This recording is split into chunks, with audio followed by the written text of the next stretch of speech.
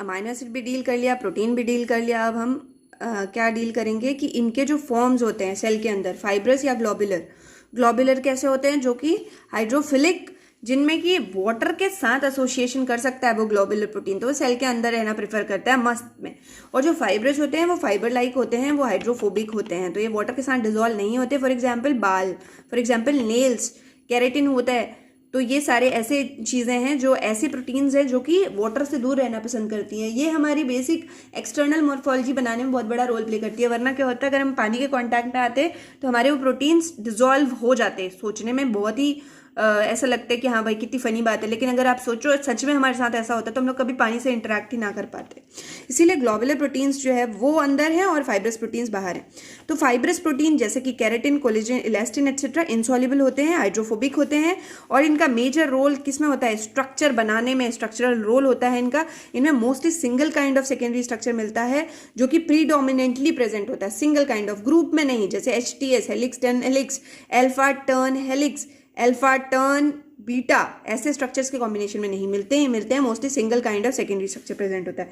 अब ग्लोबुलर की बात करें तो Hb है, हीमोग्लोबिन, Mb है, मायोग्लोबिन, ये सॉल्युबल फॉर्म होता है, या इनसॉल्युबल था, ये सॉल्युबल होता है। ये सिर्फ हाइड्रोफोबिक होता है, ये हाइड्रोफिलिक और हाइड्रोफोबिक दोनों होते हैं। इसके बाद ये अपना स्ट्रक्चर, स्फेरिकल स्ट्रक्चर या रफ ऐसा स्ट्रक्चर लेता है क्योंकि उसके सेल के अंदर रहना है और अपनी एंट्रोपी भी बना के रखनी है। उसके बाद फंक्शन हो सकता है हार्मोन हो सकता है दूसरे स्ट्रक्चर, दूसरे किसी फंक्शन में इन्वॉल्व हो। अब different kind of secondary structure ये एक्वायर करता है, ये नहीं करता था, ये करता है। Such as alpha helix, pleated या फिर टर्न, ऐसे सेकेंडरी स्ट्रक्चर्स इसमें प्रेजेंट होते हैं। अब बात करते हैं हम किसकी? ये जो ब्लड में स्टोरिंग प्रोटीन होता है ऑक्सीजन का, मायोग्लोबिन। तो मायोग्लोबिन एक मोनोमेरिक प्रोटीन है।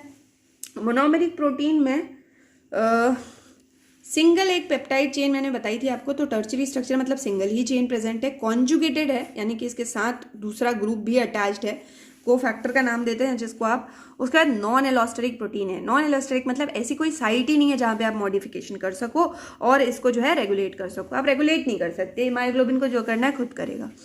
प्रेजेंट ओनली इन एनिमल्स, वो भी वर्टिब्रेट्स में। ऑक्सीजन बाइंडिंग प्रोटीन है जो कि स्टोरेज करता है ऑक्सीजन का, और ये हीम प्रोटीन है यानी कि आयरन कंटेनिंग प्रोटीन है।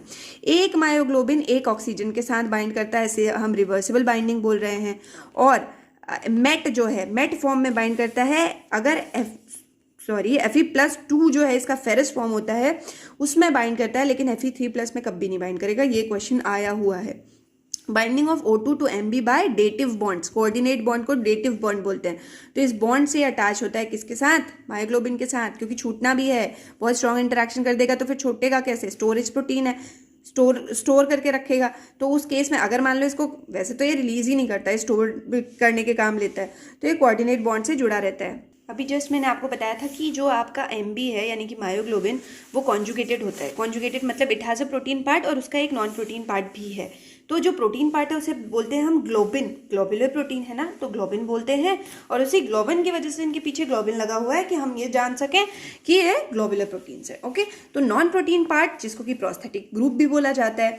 अब प्रोटीन पार्ट क्या क्या है? इसका ग्लोबिन है। इसका जीन ग्लोबिन बनाने के लिए 22 क्रोमोसोम नंबर पे प्रेजेंट होता है ह्यूमंस के केस में।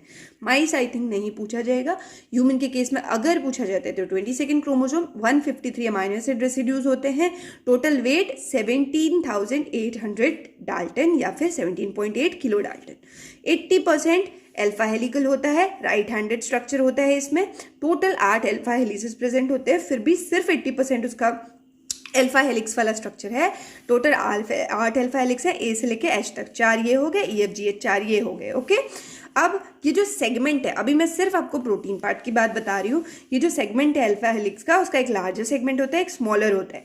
लार्जर में 23 अमाइनो एसिड्स होते हैं, एक सेगमेंट की बात हो रही है, और स्मॉलर में 7 अमाइनो एसिड्स होते हैं। तो अगर मैं इसमें दिखाऊं आपको, जो मैंने अल्फा हेलिसिस की बात करी, तो वो कुछ ऐसे दिखता है।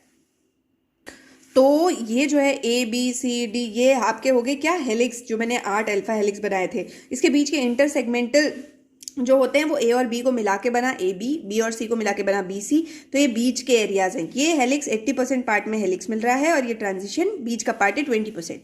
अब आता है आपको कि हिस्टिडीन रेसिड्यू जो कि ऑक्सीजन बाइंड करता है, उसकी पोजीशन क्या है? तो वो कौन सी पोजीशन पे है? 93rd पोजीशन पे। ठीक है, 93rd पोजीशन पे प्रेजेंट है वो हिस्टिडीन रेसिड्यू जो कि ऑक्सीजन से बाइंड करता है। अब आप देखो, कल मैं यही बोल रही थी कि अमाइनो एसिड्स की प्रॉपर्टीज अलग होती हैं जिसकी वजह से प्रोटीन को कोई प्रॉपर्टी मिलती है। तो ये हिस्टिडीन उस पॉकेट में प्रेजेंट है, इस हिस्टिडीन को आप हटाओगे तो आपको कुछ ना कुछ सिग्निफिकेंट मिलेगा, उसकी वजह से आपको पता चल गया कि ऑक्सीजन बाइंडिंग तो यही हिस्टिडीन है। अब प्रॉक्सिमल और डिस्टल की बात करते हैं, तो ये हिस्टिडीन जो कि सी साइड में, जैसे ही प्रोटीन फोल्ड होता है तो वो एन टू सी दिखाने लग जाता है, मतलब उसके भी टर्मिनल्स हो जाते हैं, जैसे आपके डीएनए की होते हैं वैसे उसके भी टर्मिनल स्टार्ट हो जाते हैं। तो ये प्रॉक्सिमल साइड का हिस्टिडीन है जो कि सी साइड पे है, यानी कि इस साइड पे, और जो ऊपर है वो डिस्टल साइड का हिस्टिडीन है जो कि एन साइड पे है। और आप देखो डिस्टल साइड वाला जो कि एन साइड पे है, वहीं पे आपका ऑक्सीजन बाइंड हो रहा है, ये उसकी बाइंडिंग वाली पोजीशन है, यानी कि 93rd पोजीशन है ये, यहाँ पे आपका ऑक्सीजन बाइंड कर रहा है। ये Fe है 4, ये आपके पास अटैच्ड है, दूसरे ग्रुप से अटैच्ड है, ये आपके पूरे एमबी का स्ट्रक्चर हो गया, और ये बॉन्डेड है आपस में। अब आते हैं इसके नॉन प्रोटीन वाले पार्ट पे। मुझे सच में लगता है कि इन नोट से आप कोई भी एग्जाम निकाल सकते हो, आपको क्या लगता है आप मुझे बताना। प्रोस्थेटिक ग्रुप है ये, इसको प्रोस्थेटिक ग्रुप बोलते हैं। कुछ भी प्रोटीन के अलावा किसी प्रोटीन में अगर अटैच हो, लार्जर प्रोटीन्स में अगर मान लो ये प्रोटीन है और ऐसा कुछ अटैच्ड है तो ये प्रोस्थेटिक ग्रुप है, ठीक है। टेट्रापेरोल रिंग प्रेजेंट होती है, वही जो नीचे गोले गोले सब्स्टिट्यूएंट्स थे वो टेट्रापेरोल थे। Fe at the centre derive from protoporphyrin 9। Protoporphyrin 9 तब होता है जब उसमें आयरन नहीं प्रेजेंट होता। कैसा दिखता है प्रोटोपोरफायरिन 9? ऐसा दिखता है। ये रहा प्रोटोपोरफायरिन 9 जिसमें कि आयरन नहीं प्रेजेंट है। इसी से आपका डिराइव होता है कौन? Non protein part of your myoglobin. तो ये प्रोटोपोरफायरिन हो गया। मैंने ग्रुप्स लिख दिए हैं जो मैंने जहाँ पे ग्रुप बनाया है। एक प्रोपियोनिक ग्रुप, एक मिथाइल ग्रुप प्रेजेंट होता है, विनाइल ग्रुप्स प्रेजेंट होते हैं, और ये क्या है, ये मैथित प्रोपाइल ग्रुप प्रेजेंट होता है जो कि प्रोपियोनिक का स्ट्रक्चर है। Methyl CH3, vinyl CH double bond CH2। खत्म हुआ इतना पार्ट। अब बात करते हैं कुछ ऐसा जो कि आपको क्वेश्चन आता ही है usually. Oxygen dissociation curve of myoglobin. Bind कर रहा है ना, तो बाइंड करके डिसोशिएट भी करेगा एक टाइम से। क्यों? क्योंकि एंजाइमेटिक ये जो रिएक्शंस है ना, ये कुछ ऐसे रिएक्शंस हैं जिसमें कि कंसंट्रेशन पे डिपेंड करता है। एमबी को O2 अवेलेबल है तो वो बाइंड करेगा, अगर उसको लग रहा है कि रिलीज करने की आवश्यकता है और O2 नहीं है सिस्टम में तो वो रिलीज करेगा, ठीक है। क्योंकि इसका एक डिसोशिएशन कांस्टेंट होता है, वो रिवर्स रिएक्शन दिखाता है। नीचे वाले में मैंने KD लिखा है, आप ध्यान से देखिए। MbO2 टूट रहा है जब Mb और O2 में, तब मैंने उसको KD से दिखाया, ठीक है। उसे डिसोशिएशन बोलते हैं। और यहाँ पे पढ़ाई हम सिर्फ डिसोशिएशन की ही कर रहे हैं। ये दिखाता है हाइपरबोलिक कर्व। यही डिफरेंस है किसके में? एलोस्टेरिक और नॉन एलोस्टेरिक प्रोटीन्स में। ये हाइपरबोला दिखाते हैं। क्या होता है हाइपरबोला? हाइपरबोला होता है जैसे अगर मान लो आप गेंद फेंक रहे हो या बॉल फेंक रहे हो, ये एक हाइपरबोला है, ठीक है। तो ये हाइपरबोलिक ग्राफ शो करता है। ग्रेडेशंस इसलिए भी नहीं है क्योंकि कोई चीज़ से इसको इफेक्ट नहीं पड़ेगा। एलोस्टेरिक तो ये है ही नहीं। KD की बात करें तो KD के लिए अगर ये रिएक्शन आप देखें तो इसके लिए रिएक्टेंट हो गया MbO2 और प्रोडक्ट हो गया Mb प्लस O2। तो KD होता है आपका प्रोडक्ट अपॉन रिएक्टेंट। तो प्रोडक्ट अपॉन रिएक्टेंट Mb और O2 अपॉन MbO2 कर दिया। अब MbO2 O2 नीचे वाले को आप क्या लिख सकते हो? क्यों? क्योंकि आप डिसोशिएशन कांस्टेंट निकाल रहे हो तो आपने MbO2 को ऊपर भेज दिया। इतना सिंपल तो आपको आता होगा। ये ऊपर आ जाता है तो ये नीचे आ जाता है। KD नीचे आ गया इसके। अब हम इसको बताते हैं फ्रैक्शनल सेचुरेशन। कितना फ्रैक्शन इसका सेचुरेटेड है। आप कभी बोलते हो यार मेरा सेचुरेशन पॉइंट आ गया है, यानी कि मैं ऑलरेडी या तो इन्फॉर्मेशन से या तो स्ट्रेस से सेचुरेट हो चुका हूँ। तो ऐसे ही कितना फ्रैक्शन Mb का O2 से भर चुका है उसे बोलते हैं फ्रैक्शनल सैचुरेशन। कितनी साइट्स ऑलरेडी O2 ने ऑक्यूपाई कर ली हैं तो वो दिखाते हैं Y से। Y होता है MbO2 upon MbO2 plus Mb, यानी कि जो बाइंडेड है already, number of binding sites which are occupied upon total number of binding site. इन दोनों को क्यों बोल रहे हैं? क्योंकि इसमें तो बाइंड है ही, इसमें O2 अभी बाइंड कर सकता है, इसलिए total number of sites in दोनों को मिला के बनेंगी। तो ये दिखाता है क्या? Y। क्या बोलते हैं इसको? Fractional saturation. कितना फ्रैक्शन सैचुरेट है। अब अगर आप MbO2 की वैल्यू उठा के इस इक्वेशन से इस इक्वेशन में पुट करते हैं तो आपके पास आता है Y is equal to partial pressure के फॉर्म में PO2 upon PO2 plus KD। यानी कि अगर आप हिली एरिया में कभी गए होंगे तो आपको एस्फिक्सिएशन होता है, आपको सांस लेने में दिक्कत होती है। क्यों होती है? क्योंकि ये फ्रैक्शनल सैचुरेशन वाली रिएक्शन की वजह से। यहाँ पे क्या हो रहा है? Partial pressure of oxygen. Oxygen का प्रेशर कम है, अवेलेबिलिटी आपके लंग्स के लिए अवेलेबिलिटी कम हो जाती है, ठीक है। तो आप देखते हो कि जो पहाड़ी होते हैं, बेसिकली आई एम ऑल्सो पहाड़ी, तो यूजुअली दे आर रेड। जो वहाँ रह रहे हैं लाइक मेरे मम्मी पापा दोनों, तो उनके केस में क्या होता है, वो जो ये Mb है ना, क्योंकि पार्शियल प्रेशर कम है तो मायोग्लोबिन कोशिश करता है स्टोरेज ज़्यादा करें, और स्टोरेज ज़्यादा करता है। ऐसे ही हीमोग्लोबिन भी सेम चीज़ करता है। वहाँ RBC है और RBC हीमोग्लोबिन ये पिगमेंटेशन देते हैं, रेड कलर, बहुत ज़्यादा रेड होने का मतलब यही होता है कि HB ज़्यादा पाया जाता है उनमें, ठीक है। तो अब अगर ये Y 1 है तो मतलब सेचुरेटेड है, ये Y की वैल्यू 1 मतलब सारी PO2 ऑक्यूपाइड हैं, ठीक है। सारी PO2 ऑक्यूपाइड मतलब KD आप हटाओगे, PO2/PO2 हो जाएगा 1। अगर ये 0.5 सेचुरेटेड है मतलब आधी साइड्स में तो बाइंड कर चुकी है ऑक्सीजन, आधी साइड्स अभी भी अवेलेबल हैं, तो उसको बोलेंगे Y = 0.5 which is your myoglobin is 50% saturated. अभी ये 50% सेचुरेटेड है, तो डिसोशिएशन कांस्टेंट P50 पे PO2 को हम P50 भी लिख सकते हैं KD पे, ठीक है। आधा टूट चुका है, आधा टूट रहा है, तो KD = PO2 at P50। अब आता है आपके रिएक्शन की बात। अब इसमें बहुत सारे लोग बहुत क्वेश्चंस प्रिडिक्ट करते हैं, मैं भी बताती हूँ आपको क्या होता है। वाई एक्सिस पे फ्रैक्शनल सैचुरेशन दिया हुआ है, एक्स एक्सिस पे पार्शियल प्रेशर ऑफ ऑक्सीजन दिया हुआ है, जैसे बाइंडिंग हो रही है वो दिखा रहे हैं। तो अब पहला क्वेश्चन बहुत फेवरेट होता था पहले कि स्टार्टिंग में तो ये लीनियरली बढ़ रहा होता है, तो ये फर्स्ट ऑर्डर रिएक्शन है, यानी कि ये रिएक्टेंट पे डायरेक्टली डिपेंड करता है आपका मायोग्लोबिन। यहाँ कहीं से इसने रिएक्टेंट पे असर करना छोड़ दिया है, इसके बाद ये बन गया है जीरो ऑर्डर रिएक्शन, ठीक है। तो फर्स्ट ऑर्डर और जीरो ऑर्डर दोनों दिखते हैं आपको कहाँ, हाइपरबोलिक कर्व ऑफ मायोग्लोबिन। अब कैरेक्टर्स क्या हैं इस कर्व के, मायोग्लोबिन हीमोग्लोबिन बहुत ज़रूरी है आपके एग्जाम के लिए, बहुत ज़्यादा इंपॉर्टेंट है। हाइपरबोलिक प्लॉट है Y वर्सेस PO2 का, जहाँ पे कि N = 1, यानी कि सब यूनिट्स कितनी है 1, तो बाइंडिंग साइट्स कितनी होंगी 1 ही होंगी, जितनी सब यूनिट है उतनी ही बाइंडिंग साइट होगी। कोऑपरेटिव फिनोमेना नहीं है, कोऑपरेशन मतलब एक चीज़ बाइंड करे तो दूसरा फैसिलिटेट करे कि और ज़्यादा बाइंड हो जाओ, लेकिन यहाँ ऐसा कोऑपरेटिव फिनोमेना नहीं है। बाइंडिंग साइट की लिमिटेशंस होने की वजह से ये एन वेरी करता है, वहीं कोऑपरेटिव फिनोमेना देखा जाता है, और जहाँ कोऑपरेशन देखा जाएगा वहाँ पे हिल्स कोफिशिएंट एंटर करेगा। मायोग्लोबिन की बात खत्म हो गई, अब आते हैं हीमोग्लोबिन पे, जो कि नॉन कैटालिटिक है, इसमें रिएक्शन कैटालिसिस नहीं करता है, ये है प्रोटीन लेकिन कैटालिसिस नहीं करता। ग्लोबुलर प्रोटीन है, क्वाटर्नरी स्ट्रक्चर शो करता है आपको। हीमोग्लोबिन ने कैसा दिखाया था, tertiary structure. O2 binding protein है, हमें पता है ट्रांसपोर्ट यही कराता है। मल्टीमेरिक है, टेट्रामर है, इसमें एक से ज़्यादा सब यूनिट्स प्रेजेंट हैं। एलोस्टेरिक प्रोटीन है, इसको हम मॉड्यूलेट कर सकते हैं, इसीलिए इस पर बहुत सारी चीज़ों का फर्क पड़ता है। कॉन्जुगेटेड प्रोटीन, कॉन्जुगेटेड है, इसमें भी protein non protein part present है। वर्टिब्रेट में एक्सेप्शन है कि आर्टिक फिश जो होती है उसमें हीमोग्लोबिन एब्सेंट होता है। One of the vertebrate which does not contain HB is Arctic fish, ठीक है। एनालिड्स में, आर्थ्रोपोड्स में, मोलस्क में, इन सब इनवर्टिब्रेट्स में भी आपको हीमोग्लोबिन मिलता है, लेकिन मायोग्लोबिन स्ट्रिक्टली जो है वो वर्टिब्रेट्स में मिलता है। लोकेशन ऑफ हीमोग्लोबिन अगर बात करें तो दोनों जगह मिल सकता है, सेल के अंदर मतलब RBC में, या फिर प्लाज्मा में, जो कि अर्थवॉर्म के केस में ये प्लाज्मा में मिलता है।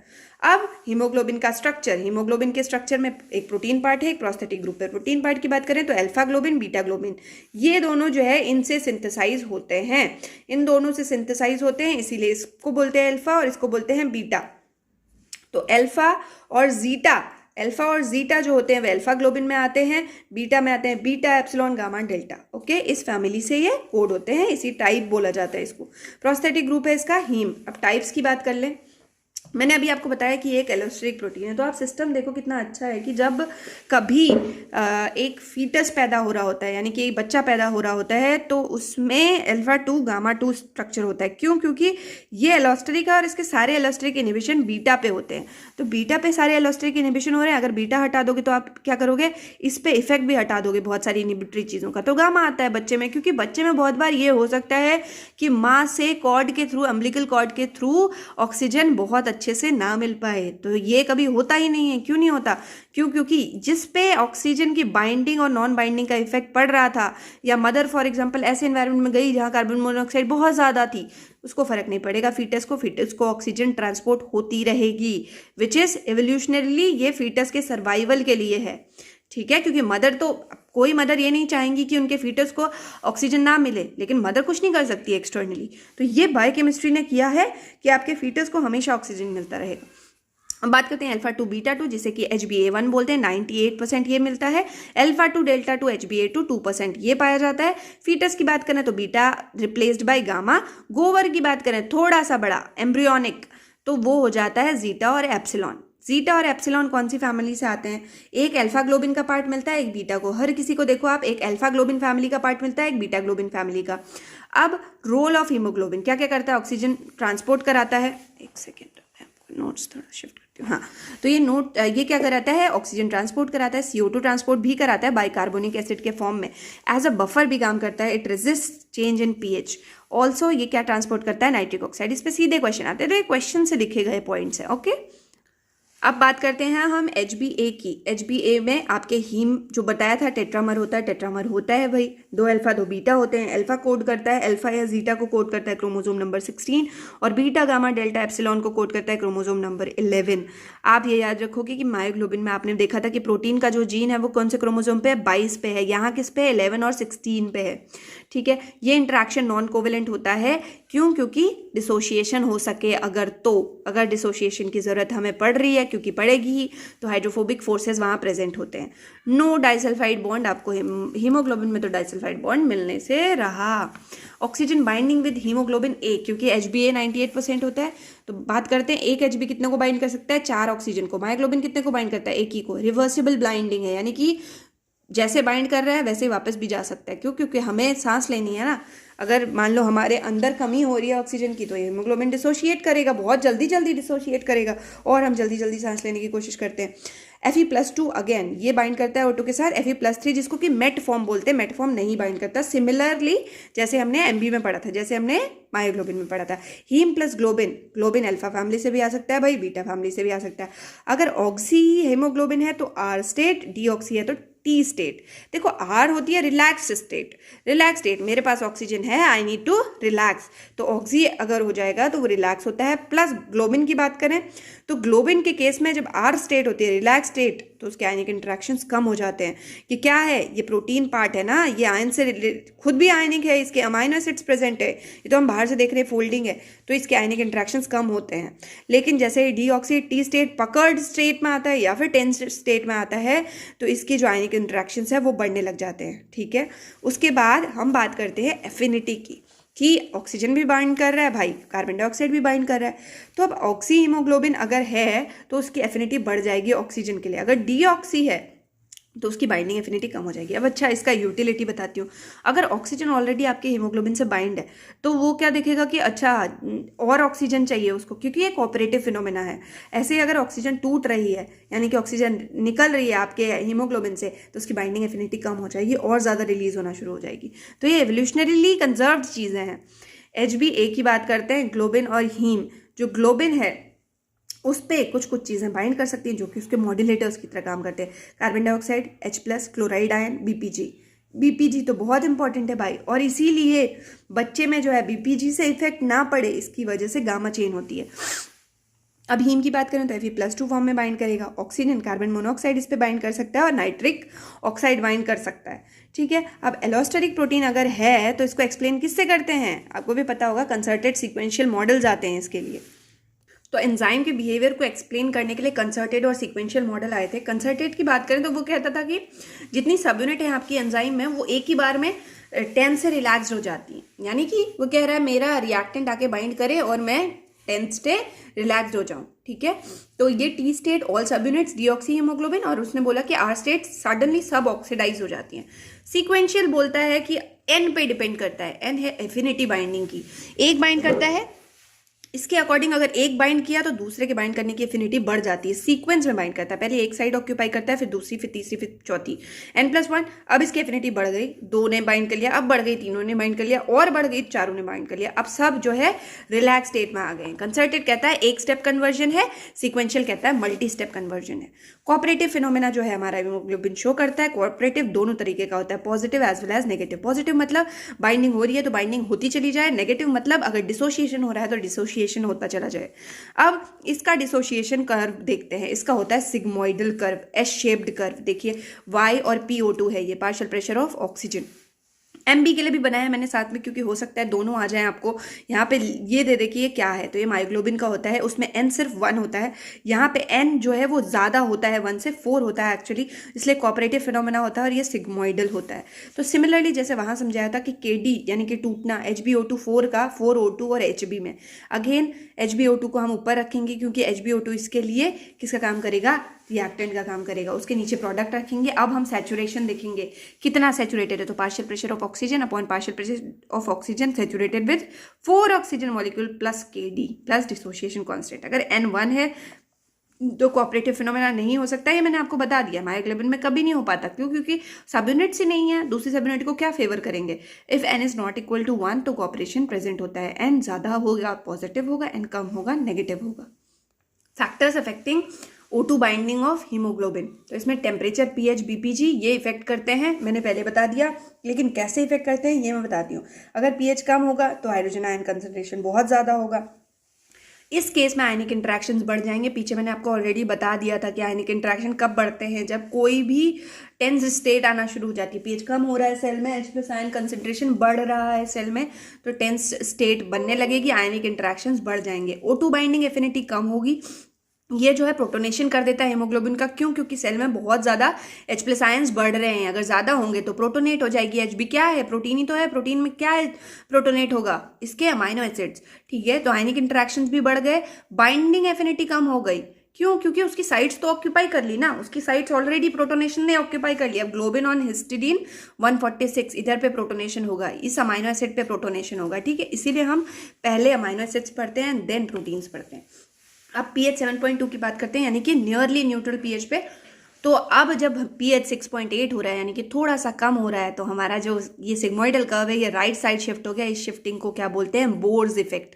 पीएच कम होना, जो प्रोटॉन्स है उनकी प्रेजेंस में आपके सिग्मोइडल कर्व का राइट साइड में शिफ्ट हो जाना कहलाता है, क्या है? Bohr's effect. जितना राइट साइड उतनी कम एफिनिटी, ओके, जितना लेफ्ट साइड उतनी ज़्यादा एफिनिटी। अब बात करते हैं बीपीजी की। बोर्स इफेक्ट आएगा, आप मान के चलो इस फैक्टर्स में से कुछ ना कुछ आएगा। बीपीजी एनायनिक मॉलिक्यूल होता है, बिसफॉस्फोग्लिसरेट है यार, जो अब ग्लाइकोलिसिस में बनता है, ग्लाइकोलिसिस में बन रहा है, कहीं एस्केप कर गया, आ गया आपके हीमोग्लोबिन को जो है परेशान करने लग गया, तो ये बीपीजी एनायनिक होता है। बीपीजी बाइंड करता है ग्लोबिन के साथ, बीटा ग्लोबिन दोनों टर्मिनस पे बाइंड करता है, दो चेन्स हैं, दोनों को अटैच कर देता है, दोनों को अटैक कर देता है। सिर्फ डीऑक्सी स्टेट यानी कि 10 स्टेट में बाइंड करता है, एक हीमोग्लोबिन एक बीपीजी से बाइंड करती है। एचबी बीपीजी की O2 बाइंडिंग एफिनिटी बहुत कम होती है, क्यों? क्योंकि उसकी साइट जो है बीपीजी ऑक्यूपाई कर लेगा। लेकिन जो हमारा फीटस है उसमें गामा होता है, इसलिए फीटस को कोई फर्क नहीं पड़ता, तो उसकी एफिनिटी ज़्यादा होती है मदर से। मदर को कम भी मिल रहा है तब भी फीटस को अपने बराबर मिलेगा ही मिलेगा। ऑक्सीजन की बात हो रही है। अब HbA1 अल्फा टू बीटा 2 इसकी बाइंडिंग एफिनिटी बहुत कम होती है, क्यों? क्योंकि बीपीजी यहाँ पे इंटरफेयर कर सकता है। बीपीजी आया कहाँ से? ग्लाइकोलिसिस से आ सकता है। अब ट्रांसपोर्ट की बात करें CO2 के, तो CO2 ट्रांसपोर्ट भी Hb का काम है, हीमोग्लोबिन का काम है। ब्लड, प्लाज्मा, RBC, सेल, अगर इसको RBC का सेल माने पूरा, तो इसके बाहर जो है ये प्लाज्मा है, तो अंदर RBC है। साइटोसॉल में RBC के क्या होता है? कार्बन डाइऑक्साइड वाटर से कंबाइन करती है in the presence of carbonic anhydrase. इस एंजाइम का टर्नओवर नंबर सबसे ज़्यादा होता है, बहुत फास्ट रिएक्शन करता है। एक सेकेंड गई, तो ये कार्बोनिक एनहाइड्रेस जो है वो H2CO3 यानी कि बाइकार्बोनिक एसिड बनाएगा, और वो डिसोशिएट होगा H+ और HCO3- में। यही बाइकार्बोनेट के फॉर्म में आयंस जो कि एक्स्ट्रासेलुलर स्पेस में भी पाए जाते हैं, सोडियम आयन, पोटेशियम आयन, ये ट्रांसपोर्ट करेंगे।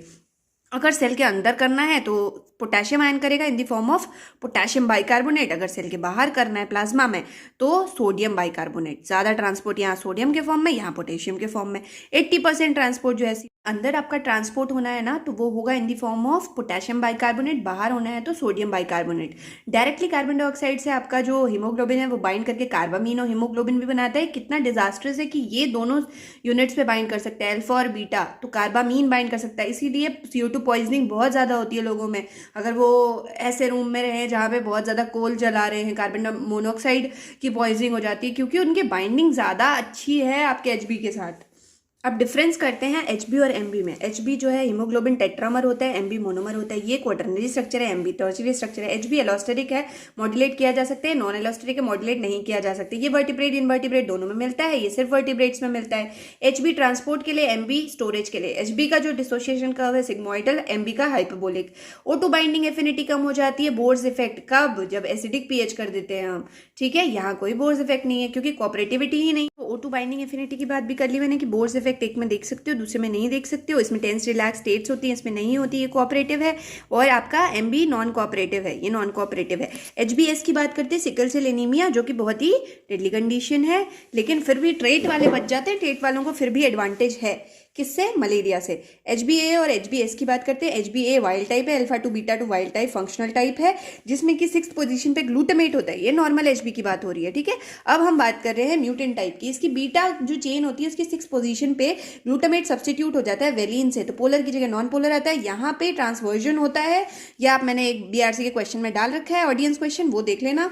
इलेक्ट्रोफोरेटिक सेपरेशन जब आप करोगे तो यहाँ पे 2 मोर नेगेटिव चार्जेस दिखेंगे। ये नॉन पोलर इसलिए नेगेटिव चार्ज नहीं दिखेगा। नहीं आपका मलेरिया होता है ना, उसमें इसको एडवांटेज मिलती है, क्योंकि मलेरिया का मच्छर को बर्स्ट होना होता है इससे पहले ही, ताकि उसके प्लाज्मोडियम, मच्छर को नहीं प्लाज्मोडियम को बर्स्ट होना होता है सेल्स से, लेकिन सेल्स फटती नहीं है, इसीलिए ये जो है वो सर्वाइव कर जाते हैं मलेरिया को, जिनमें सिकल सेल ट्रेट होता है। अब सिकल सेल ट्रेट क्या है, डिजीज क्या है? ट्रेट तब होती है जब वो हेट्रोजाइगस फॉर्म में प्रेजेंट होते हैं, मतलब आधे सिकल्ड हैं आधे सिकल्ड नहीं है। आपकी बीटा में आधी जगह सब्सटीट्यूशन हुआ है, आधी जगह नहीं हुआ है, तो 50% नॉर्मल RBC है, वो कंपनसेट कर देता है इसके लिए। ये 100% है, ये डिजीज्ड है, ये ट्रेट है जो कि ट्रांसमिट कर सकता है, लेकिन खुद इन्फेक्ट नहीं हुआ है। अल्फा बीटा नॉर्मल है। अब हेट्रोजाइगस फॉर्म, इसी को सिकल सेल ट्रेट बोला जाता है। सिकल सेल डिजीज जो है वो 100% वाले को बोलते हैं। अब आती है और खतरनाक डिजीज जिसमें आप ब्लड ट्रांसफ्यूजन देखते हो बहुत ज्यादा। तो ब्लड ट्रांसफ्यूजन मतलब ब्लड चढ़वाना बार बार। तो थैलेसीमिया होती है। थैलेसीमिया में बनता ही नहीं है। अगर अल्फा नहीं बन रहा तो अल्फा थैलेसीमिया बोलेंगे, अल्फा ग्लोबिन नहीं बनेगा, या फिर लेस बनेगा, इतना कम कि सिंथेसिस में बहुत दिक्कत आती है। मतलब पूरा अल्फा बीटा एक साथ मिल के पैकेज होना वो मुश्किल हो जाता है, क्योंकि अल्फा कम है। सिमिलरली बीटा में बीटा नहीं बनता, जो नहीं बनता है उसके नाम पे डिजीज को रखा है। तो यानी कि यहाँ पे beta beta beta beta beta के 4 मिलेंगे, यहाँ पे अल्फा के 4 मिलेंगे, ठीक है।